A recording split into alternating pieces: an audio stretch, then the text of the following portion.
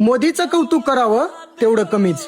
बांगलादेशाला 1,80,000 ton diesel 50 रुपये प्रति लिटरने पाठवलं आणि आपल्याला म्हणतो की पेट्रोल डिझेल जपून वापरा, इंधनाची कमी आहे.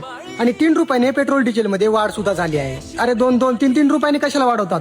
एकदाच 200 रुपये लिटर करून टाका पेट्रोल डिझेल, कोणी सुद्धा काही बोलणार नाही. कारण हा देश मेलेल्या माणसांचा आहे. किती भ्रष्टाचार झाला ना तरी यांना सहन करायची सवय झाली आहे. आज प्रत्येक माणूस म्हणतो मला काय करायचंय, मला काय करायचंय. जर तुम्हीच असं बोललं तर इथल्या छिन्नाली व्यवस्थेला प्रश्न विचारणार तरी कोण.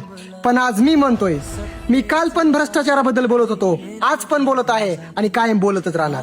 पण यात मला तुमच्या सपोर्ट आणि प्रेमाची गरज आहे. या व्हिडिओला जास्तीत जास्त शेअर करा आणि जेवढ्या लोकांपर्यंत आपला हा व्हिडिओ जाईल त्या प्रत्येकाने आपल्या पेजला फॉलो करत चला. कारण तुम्ही केलेल्या एका फॉलोने तुमचं काही नुकसान नाही होणार, पण त्याच एका फॉलोमुळे इथल्या नीच आणि छिन्नाली व्यवस्थेला प्रश्न विचारायची माझी सहनशक्ती अजूनही वाढेल.